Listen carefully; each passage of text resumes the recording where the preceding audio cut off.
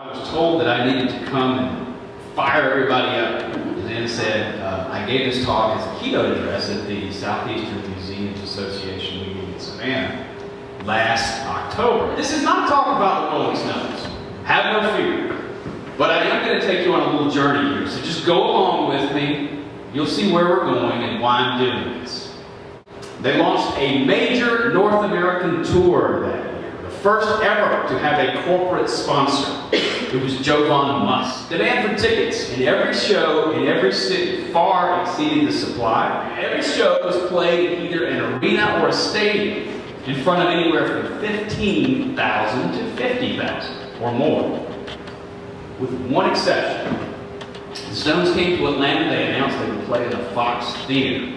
Now, how many of you know the Fox Theater? I've never been to the Fox. Right, it's a marvelous old movie palace in downtown Atlanta, built in 1929, seated only about 4,500 people. The announcement came on the radio at 2:30 in the morning, about 2 weeks before the show. Rolling Stones will play Atlanta on October 26th, 2:30 in the morning. Again, no internet, no advance warning. The only people who got tickets, the relatively tiny amount of tickets for this show, were those who would actually get down to the Fox Theater box office at that hour in the morning. Most of them were Georgia Tech students. They were the only people who were up, the only people who were close enough, listening to the radio.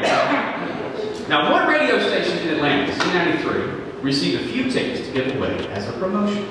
2 hours away, Athens, Georgia, my brother was a 21-year-old college senior majoring in journalism at the university.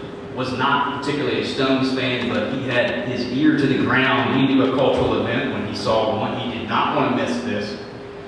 The weekend before the Stones played on a Monday night, Z93 started periodically giving away tickets to the 93rd caller. My brother was not going to miss this. He stayed awake all weekend. What are the odds of being exactly the 93rd caller? The concert was on a Monday night. 6:30 a.m. on that Monday morning, bleary-eyed from lack of sleep. He'd been up since Friday. My brother wearily dialed the phone again after another announcement. The voice on the other end answered and said, "You are the 93rd caller. Congratulations, you are going to see the Stones tonight." And he now was the owner of 2 tickets that made him one of the most popular people in Georgia for a few hours. Could have gotten a lot of money for that second ticket. I was a senior in high school that fall. I had a job, I worked in the afternoons, I got out of school in the early release program. I came by the house, lunch first, my brother's car was parked in the driveway. I thought, what's he doing here? Drove up, walked in, he was standing there looking at me, smiling. He held up 2 tickets and he said, "How would you like to go to see the Rolling Stones tonight?" But at that moment and for all time, my brother entered the Sibling Hall of Fame. I mean, to do that for a kid brother, it was unbelievable. They were playing under my thumb. And it was 2 hours of magic. Now, why am I telling you all of this? Right? Well, there's that. There's that. Because that night changed my life. I'll quote Charles Dickens here. "That was a memorable day to me, for it made great changes in me. But it is the same with any life. Imagine if one selected day struck out of it, and think how different its course would have been. Pause, you who read this, and think for a moment of the long chain of iron or gold, of thorns or flowers, that would never have bound you but for the formation of the first link on one memorable day." I became a Stones lifer that night, and I have never missed seeing them again, and have spent far too many hours and way too much money following them around. It's no exaggeration to say the Stones became part of the fabric of my history and a very important part of that history. They are an essential part of who I am, and no one who would ever be stupid enough to ever want to write my biography could possibly understand me without understanding the role their music has played in my life. And of course, not just me. Their music in many ways shaped an entire generation, or really 2. Music, like art, like literature, poetry, film, architecture, dance, history, can weave itself into our lives, wrap itself around our very souls, and we are never the same after that. Now, one may scoff at the notion that something as seemingly inconsequential as a Rolling Stones concert could play such a decisive role in creating our identities. But what I'm really talking about power of art, the power of the humanities to create, to shape and mold the very core of our beings. Now you may say, geez, Dan, it's too bad it wasn't Mozart that shaped the core of your being and not Mick Jagger or Keith Richards. Be that as it may, at a time when science, technology, engineering, and math, I would write them on the chalkboard. Let's think about it. Science, technology, engineering, and math, better known as STEM. STEM. They get all the funding, they get all the glory, they get all the press. But I can tell you, as important as all four of those things are, it wasn't a geometry equation that shaped who I am. It was one magical, overcast Monday evening in October, 32 plus years ago, all made possible because my brother was the 93rd caller. Such are the hinges of fate.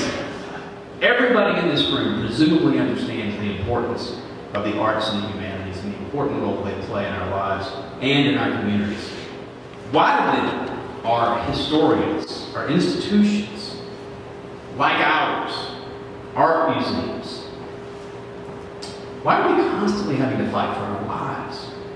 The question we need to ask ourselves is, why do Americans think history is as critical as STEM?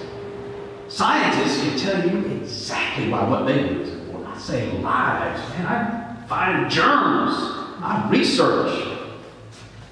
It's always about the future. Propagandists certainly understand the power of history. Why it's important. They're more passionate about it than anyone. All of us doing real history, as opposed to propaganda, better be able to tell a room full of bankers, businessmen and women, why it's important. We need to be able to explain to foundation boards and corporations and politicians why we in the public history realm are indispensable to the survival of a free, democratic society. Because we really are. It's one thing for us to examine credible evidence and then disagree over what it means. That's education. That's how you learn. That's the very essence of education, I would argue. But it's another thing entirely to just fabricate history out of whole cloth. No one will ever be served by a factually inaccurate, pejorative distortion of the American past. Indifference to history isn't just ignorant, it's dangerous. We are stewards and custodians of our institutions, and therefore we must believe and prove constantly that we're not just relevant, but vital. Because if we don't, who will? 21st century Americans are relentlessly focused on the future and what's going on in there? People looking at microfilm. Hardly a reason to spend taxpayer dollars to keep it open. Let it close. They miss the entire point.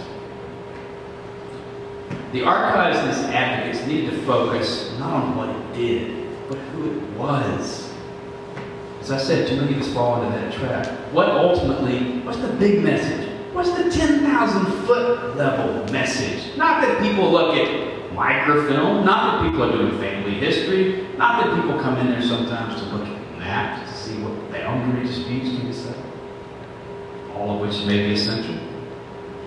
The Georgia archives needed to stay open because in a democracy, the people need to know what is being done in their name by elected representatives. It's very simple. More than just a source of history, state and national archives provide a form of accountability in a democratic system that authoritarian regimes simply do not. I would argue that institutions like ours represent core, basic American values. In everything we do, we provide free people with the resources they need to read, to learn, to connect to the full spectrum of ideas and information that is critical to the survival of our democracy. Never ever think that what we do every day is about preserving the past. It's about nothing less than creating the future that we will all live in. If you try sometimes, you might find you get what you need. Thank you very much.